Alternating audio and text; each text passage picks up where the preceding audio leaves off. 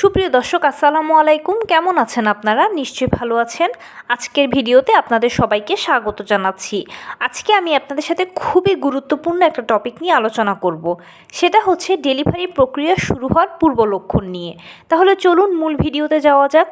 By the way, মূল ভিডিওতে যাওয়ার আগে একটা কথা বলি, আমি আমার চ্যানেলে pregnancy related, specially normal delivery related অনেক ইম্পর্ট্যান্ট তথ্য ভিডিও আকারে শেয়ার করে থাকি। এই তথ্যগুলো আমার পার্সোনাল এক্সপেরিয়েন্স ও আমার ডক্টরের সাজেশন থেকে নেওয়া। তাই আমার চ্যানেলটিকে যদি একবার আপনারা ভিজিট করেন, তাহলে আপনারা আপনাদের প্রশ্নাতীত মনের অনেক প্রশ্নের উত্তর পেয়ে যেতে পারেন। আমন্ত্রণ জানাবো আমার চ্যানেলটিকে একবার ভিজিট করে দেখার জন্য। এবারে চলুন মূল আলোচনায় যাওয়া যাক। আমি শুরুতেই বলেছি আজকে আলোচনা করব ডেলিভারি প্রক্রিয়া শুরুর পূর্ব লক্ষণ সম্পর্কে। দেখুন, আমরা সবাই জানি যে সিজারটা নর্মাল ডেলিভারির তুলনায় কিছুটা কম ভালো, নর্মাল ডেলিভারিটা সিজারের তুলনায় কিছুটা বেশি ভালো। কেননা সিজার হচ্ছে একটা ছোটোখাটো অপারেশানে আগে পরে বিভিন্ন ধরনের ঝুঁকি থাকে, সাইড ইফেক্টস থাকে, যেখানে নর্মাল ডেলিভারি এর সব কিছু থেকে সেফ ও সিকিওর। তাই সব জেনে শুনে আমরা সবাই নর্মাল ডেলিভারিকে পছন্দ করি। এখন নবম মাসের সর্বশেষ চেক আপের মাধ্যমেই জানতে পারবেন আপনি আপনার কি নর্মাল ডেলিভারি হবে নাকি সিজার লাগবে। সিজার লাগলে ডাক্তার তো বলেই দেবে যে অমুক দিনের অমুক তারিখে সিজার হবে, সে মতে গিয়ে সিজার করাতে পারলেন। কিন্তু যদি নর্মাল ডেলিভারি হওয়ার হয় তাহলে তো আপনাকে অপেক্ষা করতে হবে। এখন প্রথম মা যদি হয়ে থাকেন, তাহলে আপনার মনেও একটা বড় ধরনের প্রশ্ন আসতে পারে যে আচ্ছা, আমার যে ডেলিভারি প্রক্রিয়া শুরু হয়েছে সেটা আমি বুঝবো কিভাবে? এটার কি কোনো লক্ষণ আছে? অবশ্যই আছে। যেহেতু নর্মাল ডেলিভারি একটা প্রাকৃতিক পদ্ধতি, তাই ধরেই কিন্তু হুট করে আপনার ডেলিভারি প্রক্রিয়া শুরু হয়ে যাবে না। এর আগে বডি আপনাকে কিছু সাইন দেখাবে। এই সাইনগুলো যদি আপনি ধরতে পারেন তাহলে নিজেই বুঝতে পারবেন যে আপনার নর্মাল ডেলিভারি প্রক্রিয়া শুরু হতে যাচ্ছে।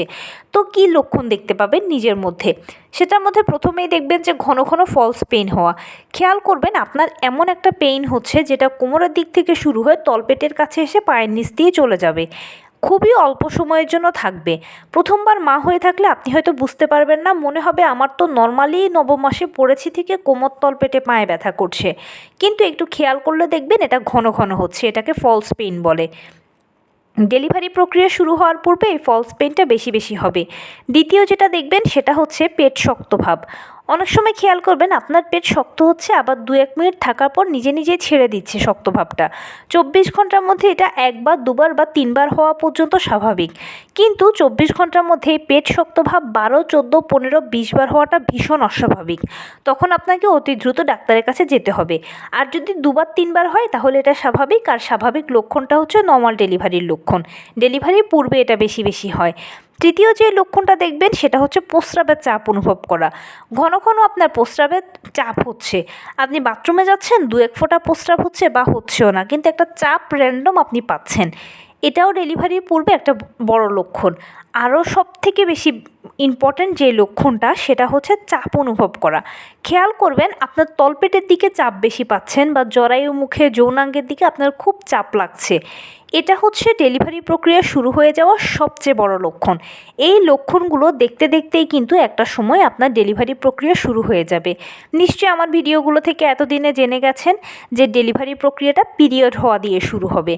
পিরিয়ডের প্রথম দিন যেরকম আমাদের হালকা বাদামি বা হালকা গোলাপি বর্ণের স্রাব যায়, এখানেও ঠিক সেরকম পিরিয়ডের মতোই হালকা বাদামি বা গোলাপি বর্ণের স্রাব দিয়েই শুরু হবে আপনার ডেলিভারি প্রক্রিয়াটা। এটা প্রথম ধাপ। এরপরে দ্বিতীয় ধাপে আপনার 1-2 ফোঁটা করে পানি ভাঙবে। প্রথম ধাপ থেকে দ্বিতীয় ধাপে যেতে কারো 2-3 ঘন্টা, কারো 5-7 ঘন্টা, কারো 13-14 ঘন্টা সময় লাগে। দ্বিতীয় ধাপের পরেই আপনার শুরু হবে পেইন, যেটা তৃতীয় ধাপ। পেইনটা প্রথমে হালকা, এরপরে মাঝারি, এরপরে ভারী হবে। পেইন কখনো এক নাগাড়ে হবে না, এটা থেমে হবে। কারো 10 মিনিট পর পেইন আসে, কারো 15 মিনিট পর পেইন আসে, কারো আধা ঘন্টা পর পেইন আসে। আমি যদি সময়ের হিসেবে বলি, ধরুন 7টায় আপনার পেইন শুরু হলো, কয়েক সেকেন্ড থাকলো চলে গেল, আবার হয়তো দেখা গেল যে 7:30টায় পেইনটা আসলো, কয়েক সেকেন্ড থাকলো চলে গেল। এভাবে করেই পেইনটা হতে থাকবে এবং ফাইনালি যখন বেশি পেইন হবে তখনও এরকমটা হবে, শুধু বারে কমে আসবে। যেমন আগে যদি আপনার 10 মিনিট পর পেইন আসতো, এখন হয়তো 5 মিনিট পর আসবে, 4 মিনিট পর আসবে, 3 মিনিট পর আসবে, কিন্তু অলওয়েজ পেইনটা থেমে আসবে। এটা একটা মিষ্টি অনুভূতি, এটা কখনোই আপনাকে কষ্ট দেবে না। দ্বিতীয় ধাপ থেকে তৃতীয় ধাপে পৌঁছাতে কারো 1 থেকে 2 ঘন্টা লাগে, কারো 3 থেকে 4, কারো 5 থেকে 7, কারো 13 থেকে 14 ঘন্টা, কারো আবার 24 ঘন্টাও সময় লাগে। পেইন যত বেশি হবে ততই আপনার জরায়ু মুখ 4 সেন্টিমিটার খুলবে। নিশ্চয়ই আমার ভিডিও থেকে জেনেছেন যে জরায়ু মুখ 4 সেন্টিমিটার যদি না খোলে তাহলে কিন্তু ডেলিভারি হবে না। আর যখনই পেইন ভারী হয় তখনই জরায়ু মুখ 4 সেন্টিমিটার খুলে। তখন আপনি চলে যাবেন লেবার রুমে, বাচ্চা ভেতর থেকে চাপ দেবে পাল্লা দিয়ে, ডাক্তার আপনাকে বাহিরে থেকে চাপ দিতে বলবে। আপনাদের উভয়ের মিলিত চাপে ডেলিভারি প্রক্রিয়াটা সম্পন্ন হবে। প্লাসেন্টা ডেলিভারির মাধ্যমে সাকসেসফুলি আপনি আপনার দীর্ঘ 9 মাসের জার্নিটাকে নর্মাল ডেলিভারির মাধ্যমে শেষ করতে পারবেন। আপনার পেলভিস যদি সময় মতো প্রসারিত হয় তাহলে সাইড কাটা লাগবে না, আর পেলভিস যদি চাপা হয় তাহলে হালকা একটু সাইডটা ছাড়তে হবে। চিন্তা নেই, সাইড কাটা ও সেলাই দুক্ষেত্রে লিকুইড অ্যানেস্থেসিয়া ব্যবহার করা হয়, আপনি বুঝতেই পারবেন না। আর সাইড কাটাটা আপনার জন্য ভালো, কারণ চাপানো পেলভিস দিয়ে আমরা যদি বাচ্চাকে টেনে বের করি তাহলে বাচ্চার ঘাড়ের যে দুপাশের রগ আছে এগুলো ছিঁড়ে যেতে পারে, বা বাচ্চা যেহেতু প্রেশার দিচ্ছে বেরোনোর জন্য, আপনিও প্রেশার দিচ্ছেন বের করার জন্য, উভয়ের মিলিত প্রেশারে বাচ্চা ফট করে বেরিয়ে যাবে আর আপনার যৌনাঙ্গটা এবড়োথেবড়োভাবে ছিঁড়ে যাবে। তাই আপনার ও বাচ্চার উভয়ের ভালোর জন্য ডাক্তার যদি প্রয়োজন মনে করে, আবারও বলছি, ডাক্তার যদি প্রয়োজন মনে করে তাহলে সাইডটা হালকা একটু ছেটে দিবে। সাইড যদি কারো কাটা লাগে তাহলে তিনি বাসায় চলে আসার পরে 7-8 দিন একটু চেপে ব্যবহার করবেন, সাবধানে ব্যবহার করবেন। কিছু নির্দেশনা থাকবে, সেগুলো মানলেই 7-8 দিন পরে আপনারা সুস্থ হয়ে যাবেন। এভাবেই ডেলিভারির পুরো প্রক্রিয়াটা হয়ে থাকে।